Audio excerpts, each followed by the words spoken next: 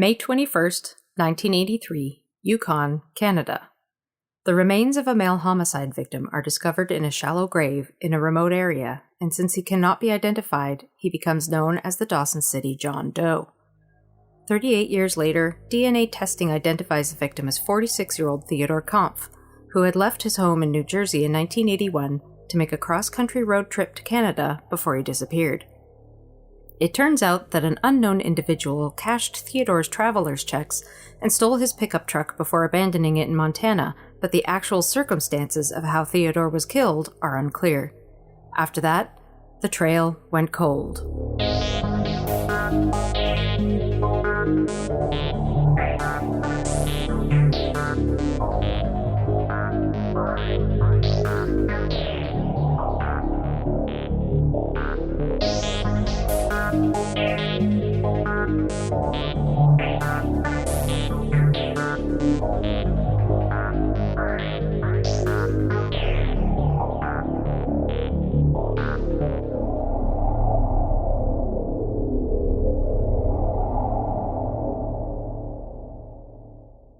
Hello everyone, and welcome to our latest episode of The Trail Went Cold. I'm your host Robin Warder, and on this episode, we're going to be covering two cold cases from our podcast's home country of Canada, the 1981 death of Theodore Kampf and the 1989 death of Patrick Rosner. That voice you just heard narrating this intro was Natalie Galloway, the latest winner of our most recent Trail Went Cold listener voiceover contest, so thank you very much, Natalie. This is a recurring monthly contest which we've been holding for nearly 5 years now, and if you'd like to enter and haven't already done so, I will be providing instructions near the end of this episode. Anyway, the Trail Went Cold recently reached a milestone where we covered at least one cold case from all 50 American states, so one of our next goals will be to cover at least one case from every Canadian province and territory, as at the time of this recording, we've only done about half of them. So on this episode, we're going to move closer to that goal by covering one mystery from the Yukon territory and another from Manitoba. There are a number of similarities between the deaths of Theodore Kampf and Patrick Rosner, as both of them vanished without a trace and remained missing persons for decades before they were linked to the discovery of an unidentified John Doe. And one of the reasons it took so long for both these men to be identified was because the remains were found a great distance away from the locations where they disappeared from. In fact, Theodore Kampf, who went by the nickname Teddy, was an American citizen from New Jersey who left on a cross-country road trip to Canada before he lost contact with his family and somehow wound up dead in the Yukon. What makes this story even more unusual is that Teddy's abandoned pickup truck would be found in Montana, and another individual had forged Teddy's signature in order to cash his traveler's checks in a number of different banks. In the Patrick Rosner case, he vanished after finishing his shift at his job in Winnipeg, before his remains were eventually found over 220 kilometers away in a remote area he had no connection to. It seems pretty clear that both these men were victims of a homicide, but the circumstances of how they were killed and the identities of the perpetrators are still a big mystery. So I'll start off by covering Teddy's death before I move on to Patrick's story, and then I'll provide my theories and analysis for both these cases. However, before we get started, just a quick reminder that The Trail Went Cold is a weekly podcast, which is currently available for download on several platforms, including Apple Podcasts, Stitcher, Google Podcasts, and Spotify. So if you like this podcast, be sure to subscribe to it, and please leave us a rating or a review on any of these sites to help spread the word and garner us more exposure. The Trail Went Cold is on Patreon, so if you would like to learn how to support the show, please visit our page at patreon.com/thetrailwentcold. For as little as $1 a month, you can garner access to exclusive rewards, which may include stickers and thank you cards, early access to episodes, and bonus content. So with all that out of the way, let us now start off by exploring the death of Theodore Kampf.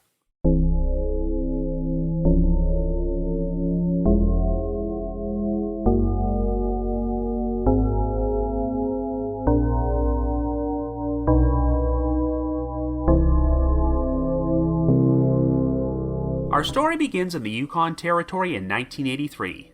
On May the 21st, a family was having a picnic in a remote wooded area alongside the Dempster Highway, located approximately 40 kilometers northeast of Dawson City. When they went to collect some firewood, they noticed some hairy legs sticking out from under some brush. Upon closer inspection, It turned out that the legs belonged to the lower torso of a man who had been buried in a shallow grave before his remains were partially dug up by animals. The victim was a white male with wavy brown hair who was estimated to be between 22 and 40 years old, weighed approximately 165 pounds, and was 5 feet 9 inches tall. He had visible gold teeth and a gold subcrown, which meant he had likely gone through some extensive dental bridge work at some point. The man was clad in dark blue denim jeans, which had been crudely hemmed with orange thread, white cotton underwear, white cotton socks with red and blue bands, and a size 36 belt with a metal buckle labeled 5691 and genuine leather. A camper stove was also found at the scene, and since his jeans were originally manufactured in the United States, it was speculated that the victim might have been an American citizen.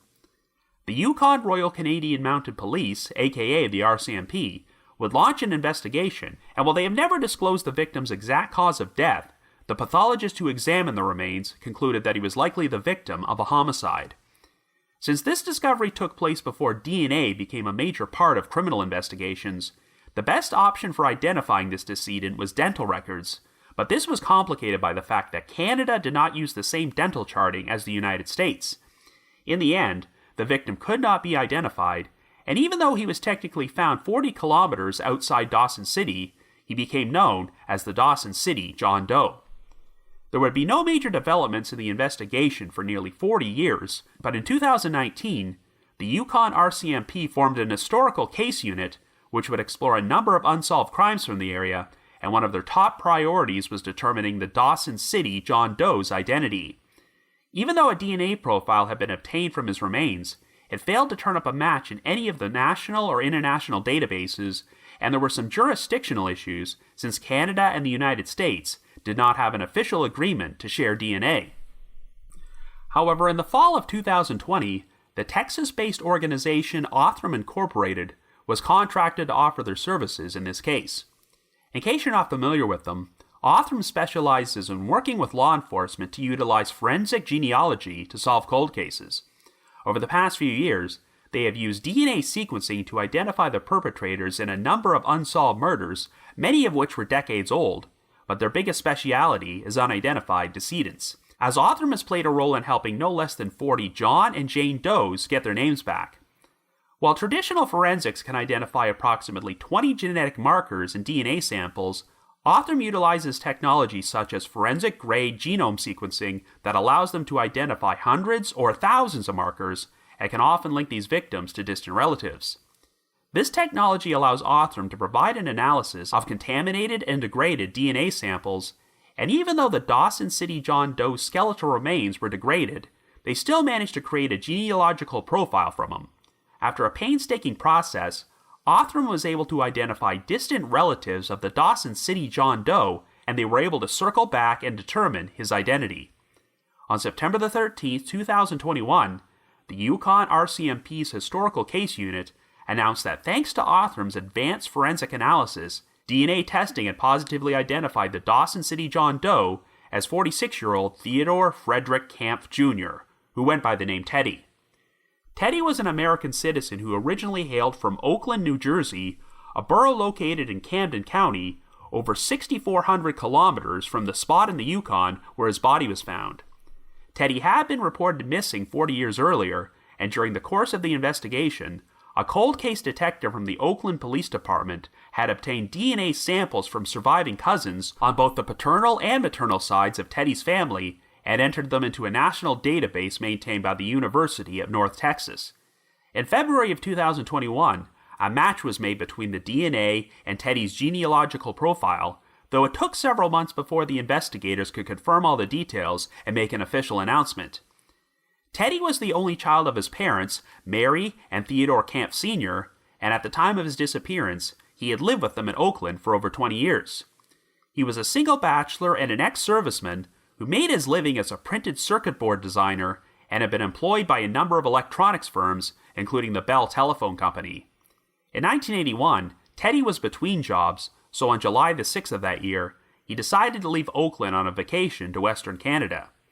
He would drive cross-country in a recently purchased brown 1980 Chevrolet pickup truck with a hardshell camper cab, and he converted $5,000 of his own money into traveler's checks.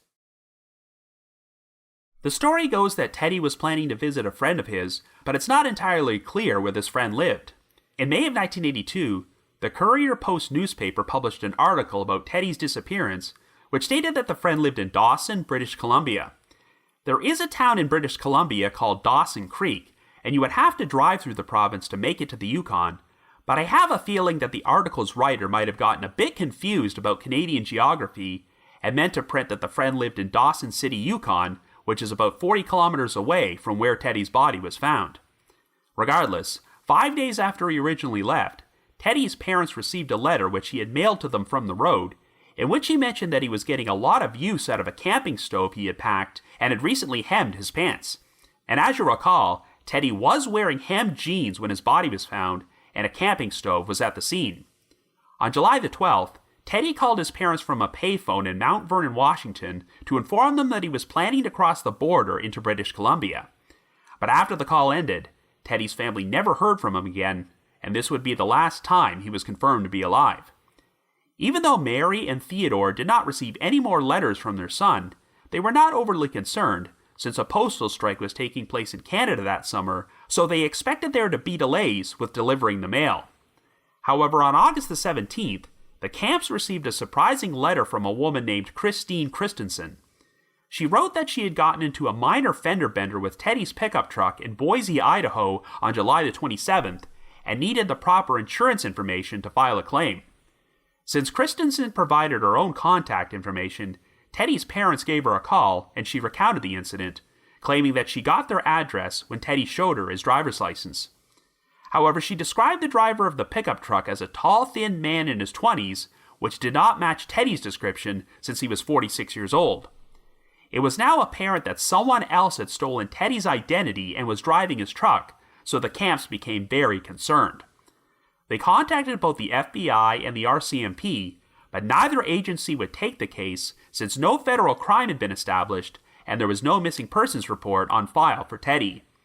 After nearly 2 months of getting nowhere, the Kampfs finally contacted the Oakland Police Department, and even though Teddy's disappearance had taken place outside their jurisdiction, they found the situation to be concerning enough to launch an official missing persons investigation. It would turn out that on July the 13th, the day after his final phone call with his parents, Teddy had cashed one of his traveler's checks at a bank in Richmond, British Columbia. But over the course of the next 3 weeks, 23 additional traveler's checks would be cashed by Teddy at various American banks in Minnesota, North Dakota, and South Dakota. When these checks were examined, it became obvious that the signatures on them did not match Teddy's handwriting and had been forged by another individual. Unfortunately, none of the bank tellers who cashed these checks had any recollection of the transactions and cannot provide any details of the person who provided their signature. Even though the bank in Richmond where Teddy's check was cashed on July the 13th had a security camera, it just happened to be broken on that particular day, so it could not be conclusively established if Teddy himself performed the transaction. It sounds like the friend Teddy was planning to visit in Canada was located and interviewed by the RCMP, but it's unclear if they provided any useful information, and I'm not even sure if they confirmed having seen Teddy or not. Well, on October the 29th, 3.5 months after Teddy was last heard from, a pair of hunters would discover his abandoned pickup truck in Granite County, Montana, near the town of Phillipsburg. The truck was in a ravine located on a logging trail just off Flint Creek Pass, and while the keys were still in the ignition, there was no trace of Teddy or anyone else at the scene. Unfortunately, even though the Oakland PD had already entered Teddy's pickup truck into the computerized national database of stolen vehicles, they did not learn of its discovery for another 3 months. When the Granite County Sheriff's Office recovered the truck, they did not realize it was connected to a missing persons case. As a result, the truck was not processed like a potential crime scene and was handled by so many people that any potential forensic evidence it contained was rendered useless. Since Granite County was known for being a mining and prospecting community, investigators have theorized that Teddy's killer may have originally been from the area and worked in that field. Since gold prices were high in the early 1980s, and a number of prospectors traveled to Dawson City during this time period to dig for gold, the perpetrator in this case might have decided to do the same thing, which is how they crossed paths with Teddy. After murdering Teddy and stealing his truck and traveler's checks, the killer then used the truck to drive back to Montana. The RCMP hopes that someone out there might remember something about an individual from Granite County who traveled to the Yukon in 1981, and they've also openly expressed the possibility that multiple people may have been involved in Teddy's death. Sadly, even though Teddy was finally identified, his parents did not live long enough to learn what happened to him, as Theodore Kampf Sr. passed away in 1995 at the age of 87, while Mary Kampf died in 2002 at age 93. I know that the authorities were hoping to bring Teddy's remains back home to the United States and bury him with full military honors because of his past service record, but I'm not sure if this has taken place yet. So after 4 decades, there's still no conclusive answers about who actually killed Theodore Kampf.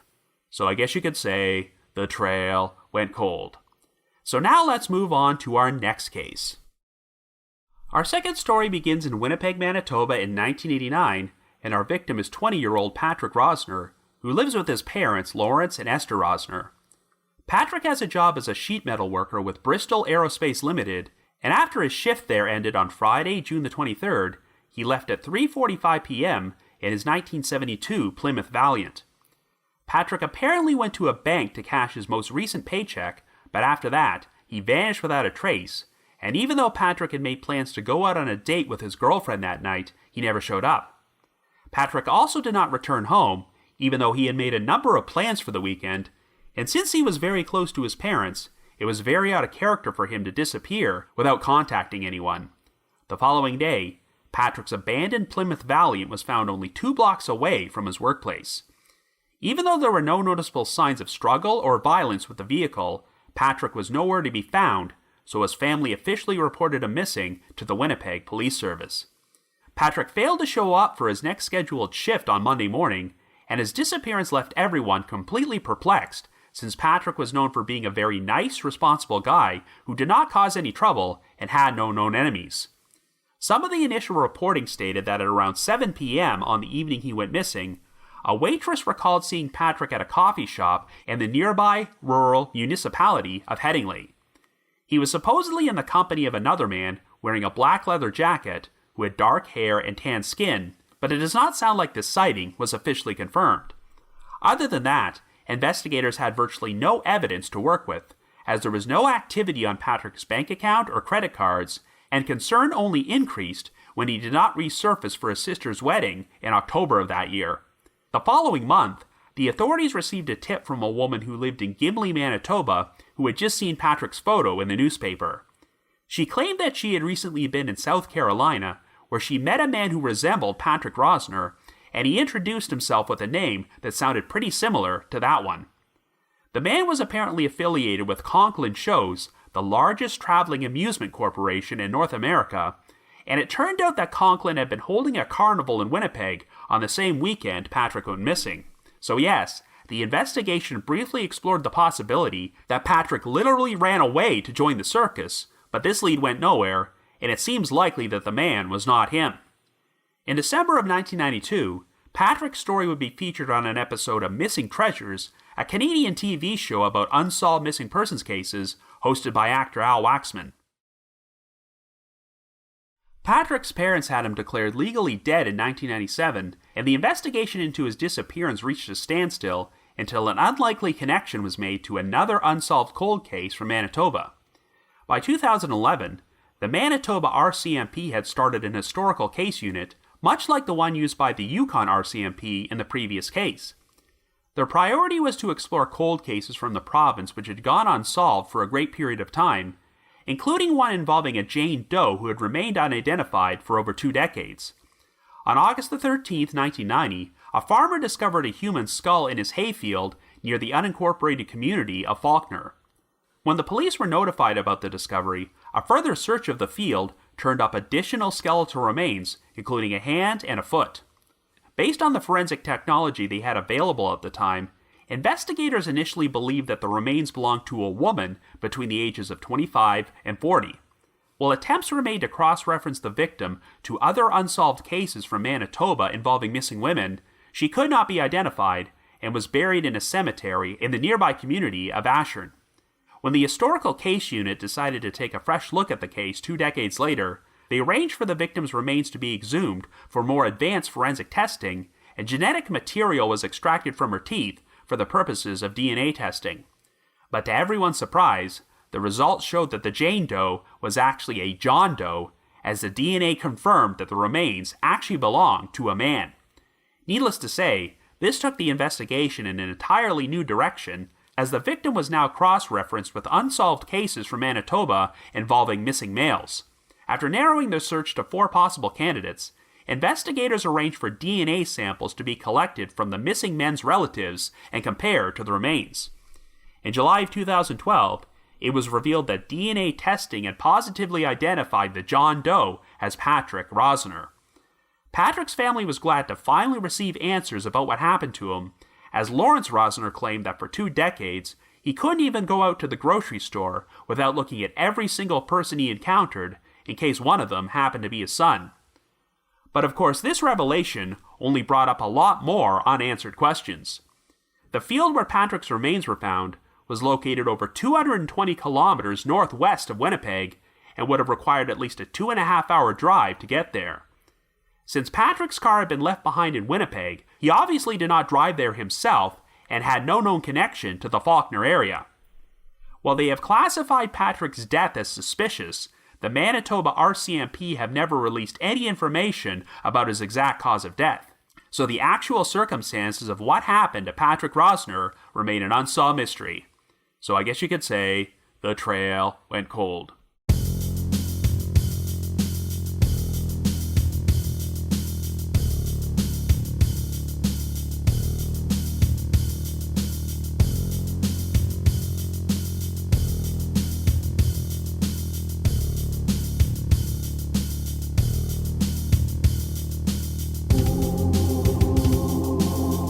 So as I'm sure you're well aware, we've pretty much entered a boom period, for lack of a better term, when it comes to solving cold cases, particularly when it comes to identifying John and Jane Does.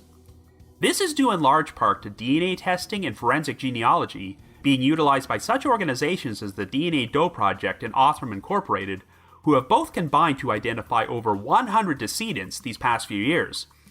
It seems like we've reached an era where announcements are being made virtually every other day that a John or Jane Doe who went unidentified for years, if not decades, has finally got their name back, and that is a pretty remarkable accomplishment. Of course, thanks to Othram, the announcement of Theodore Kampf's identification was made just 6 months before the release of this episode, and they have also recently identified a decedent who was featured on this podcast 3.5 years ago, the Walker County Jane Doe. This particular victim was murdered in Walker County, Texas in 1980, until forensic genealogy identified her as 14-year-old Sherry Jarvis, who originally hailed from Minnesota. Cases like this just drive home how valuable organizations like Othram really are, especially when the decedent is found hundreds or thousands of miles away from their home. I mean, in the case of Theodore Kampf, you couldn't get any further away from a victim's hometown, as we're talking about complete opposite ends of the continent. In many cases where decedents were unidentified for decades, it turned out they were never officially reported missing, but that was not the case with Theodore Kampf or Patrick Rosner. But because of the time period they went missing, it just took longer to put 2 and 2 together.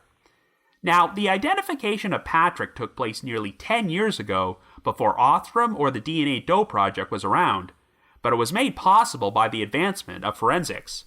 Remember, when Patrick's skeletal remains were found during the summer of 1990, investigators initially assumed that the victim was female, so they spent years looking in the wrong direction by cross-checking the remains with missing women.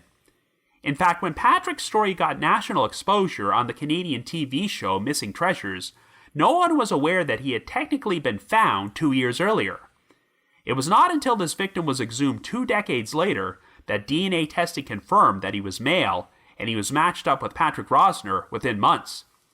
While this whole situation might sound like a colossal blunder, the Manitoba RCMP's historical case unit have always stated that no blame should be placed on the original investigators because they were simply working with the best forensic technology they had available at that time, and in 1990, DNA testing was still in its infancy. All they had was a skull and a few other bones, so it would have been easy to get mixed up about the gender. While the disappearance of Theodore Kampf got a bit of coverage in some New Jersey newspapers around the time he went missing, His case pretty much languished in obscurity for 4 decades, though he did get his own profile page at the Charlie Project.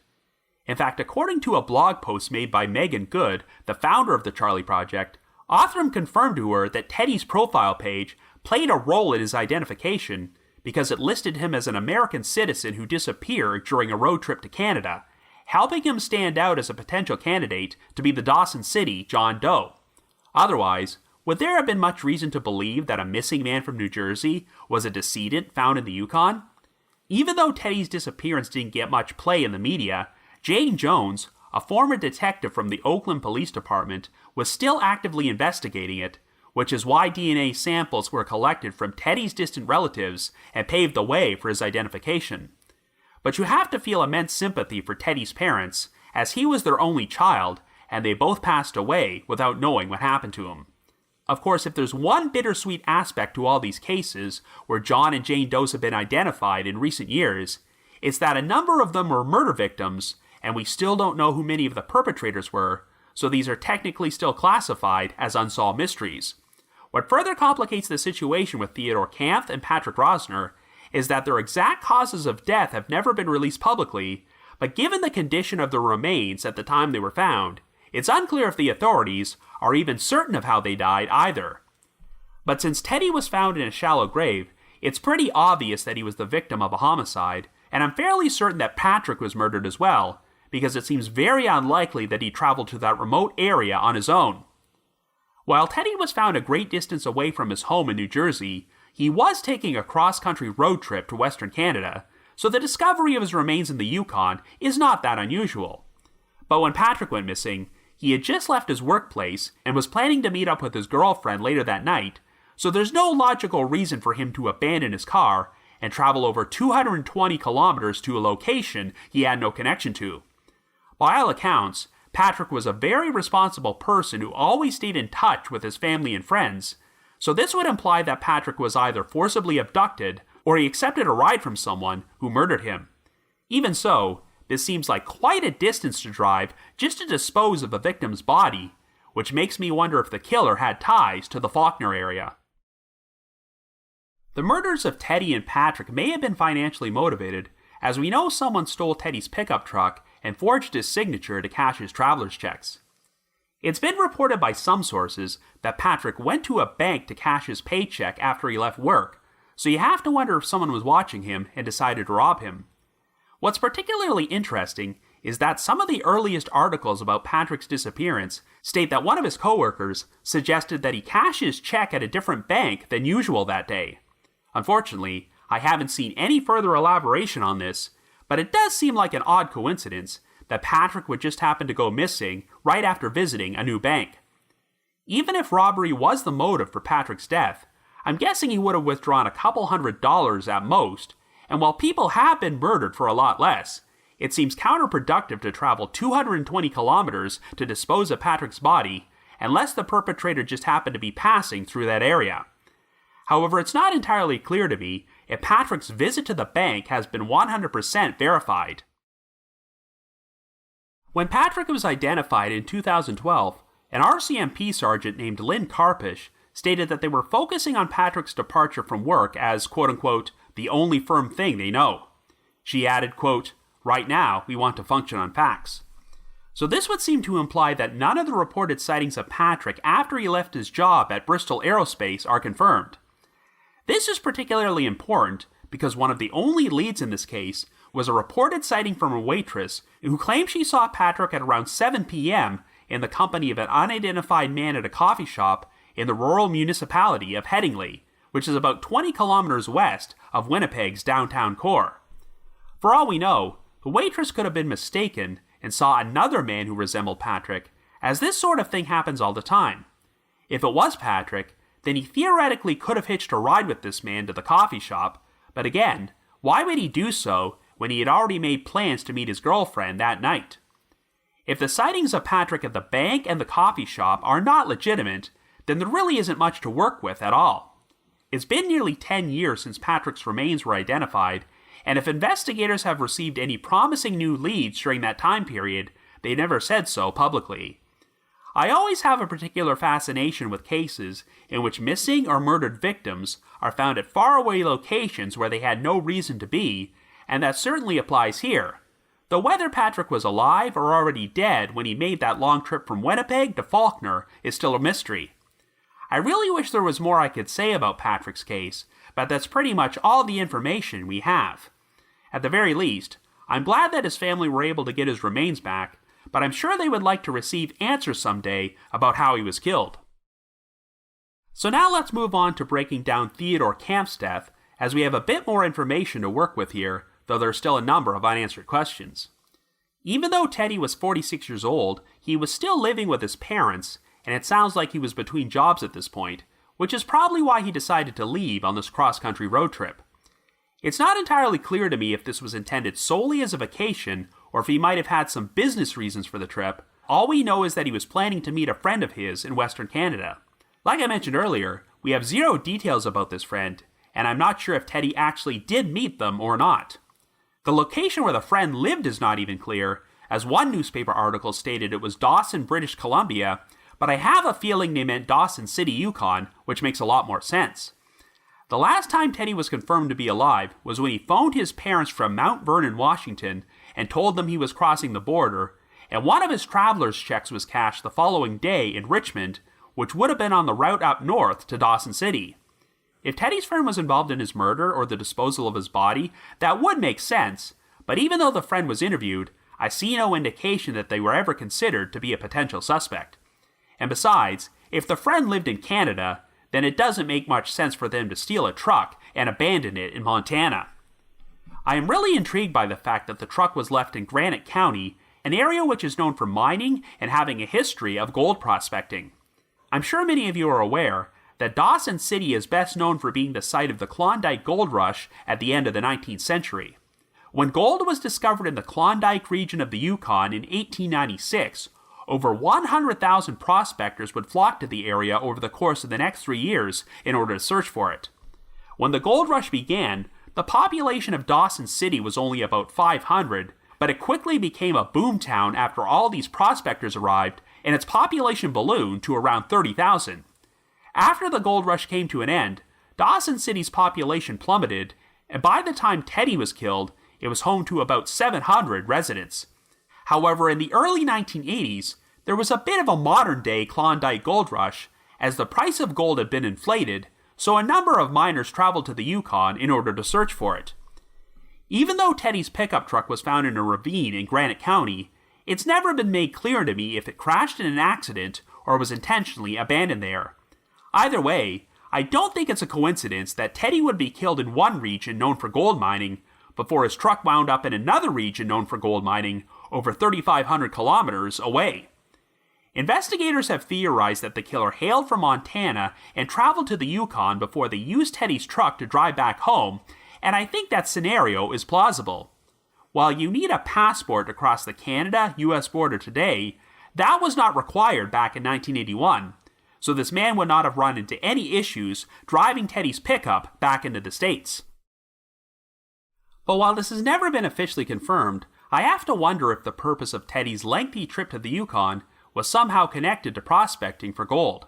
After all, he was between jobs at this time, and he also converted $5,000 of his own money into traveler's checks, which is the equivalent of over $15,000 in today's currency. So perhaps he was planning to use that money on something related to gold, but was scammed and murdered by a con artist.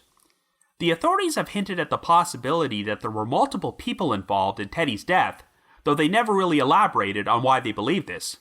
But alternatively, could Teddy have actually been murdered by a hitchhiker?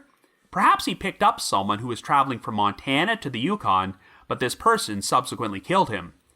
Just over 2 years ago, I released a Trail Went Cold episode featuring 2 cases which each have similarities to this one, as they both involve victims who were likely killed by hitchhikers who stole their vehicles, the murders of Don Smith and Philip Fraser. The Philip Fraser case actually took place in the same region in 1988, as Philip left his home in Alaska to take a lengthy road trip to Washington State, and he actually passed through the Yukon before he picked up an unidentified hitchhiker in rural British Columbia. This person wound up killing Philip, dumping his body, and driving his car to Prince George before setting it on fire. In Don Smith's case, he was killed in Idaho during the midst of a lengthy road trip, and the likely perpetrator was a hitchhiker he had picked up. This person stole Don's truck and wound up getting into an accident in Denver, Colorado, which prompted him to flee the scene on foot, which is very reminiscent of how an unidentified man got into a fender bender with Teddy's pickup truck in Idaho.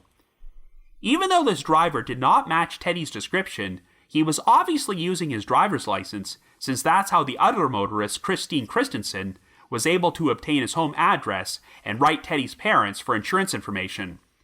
While she may not have realized it at the time, it's fairly clear that Christensen came face to face with Teddy's killer, though I'm not sure if she was able to provide much of a description of him, since I've never seen a composite sketch of this man get circulated.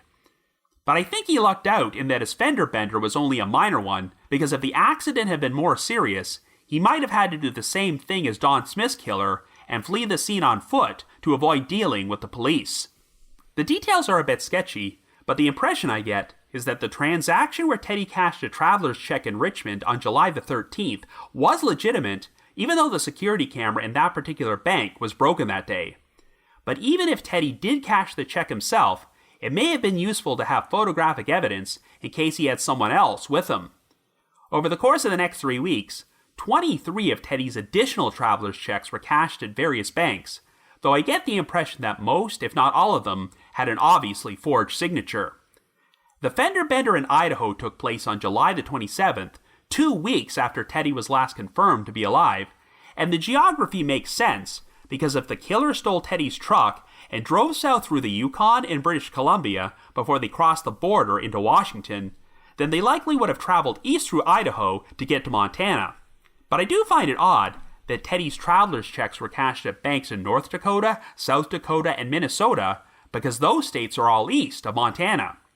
So did the killer travel to all these states and then circle back before abandoning the truck in Granite County?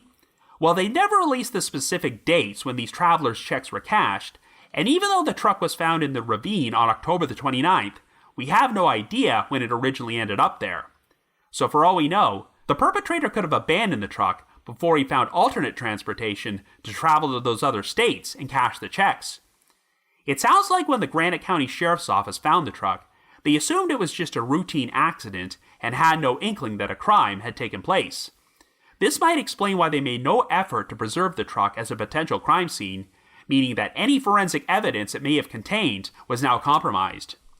I have no idea if this truck is still in evidence today, but DNA testing was not yet a tool in criminal investigations back in 1981. It would be interesting if a new forensic analysis could be performed on the truck to turn up the killer's DNA, but then again, since the truck was handled by a number of different people, it might be useless as a source of evidence. So unfortunately, after all these years, there really isn't a whole lot to work with here, which is probably why the authorities are clinging to the hope that the killer hailed from the Granite County area and someone might remember details of an individual traveling from there to Yukon in 1981.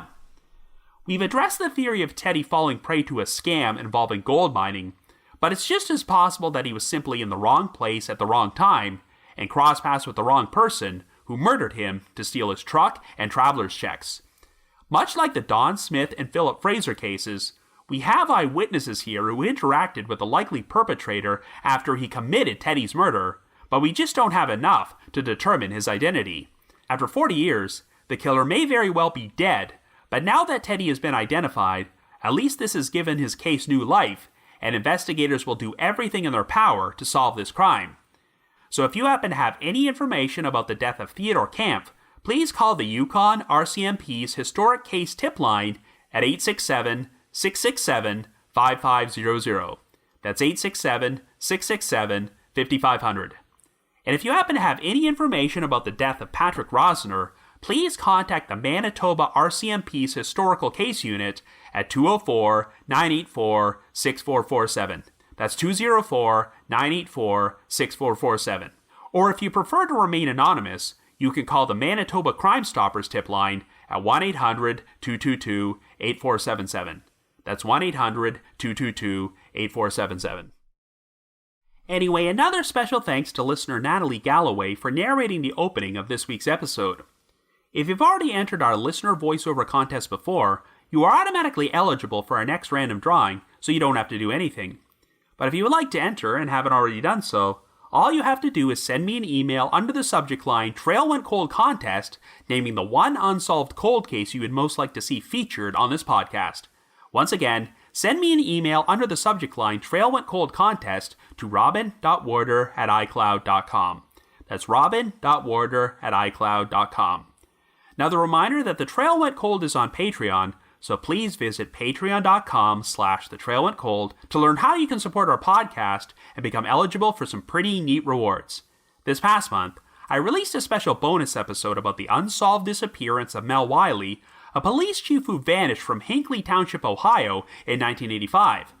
In addition, we've dropped an exclusive bonus episode from my spin-off podcast, The Path Went Chilly, in which myself and my two co-hosts, Jules and Ashley, discuss the unsolved 2004 murder of Sarah Fox. And for our patrons in Tier 3, I've recorded another new audio commentary track, which can be played over a classic episode of Unsolved Mysteries. I'd also like to give a shout out to our most recent listeners who have signed up with us on Patreon this week, and they are Daniel M., Katrina H., Gravity Head Nero, Kimberly T., Phoebe H., Lisa A., Perry W., and Becca C. Thank you all so much for your support. Also, in just 1 month, The Trail Went Cold will be appearing on Podcast Row at CrimeCon 2022, which is being held at Paris and Bally's in Las Vegas from April the 29th until May the 1st.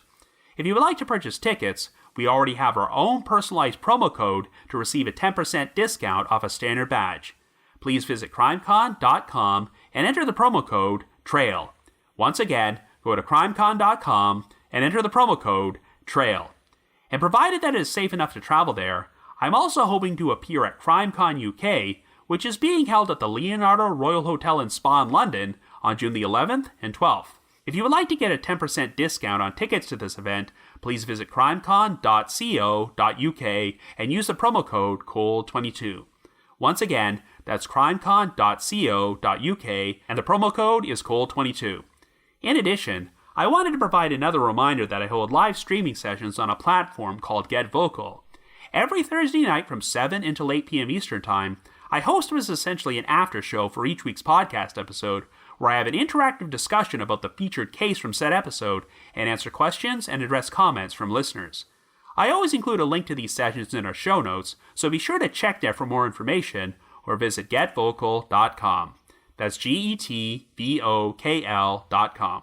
I just wanted to give another shout out to my supporters at the Unsolved Mysteries message board at the Sitcoms Online forum and the Unresolved Mysteries subreddit. I need to provide a big thanks to McGill Foote, who edits and assembles this podcast together for me, and Vince Nitro, who composes the ear music you hear on every episode.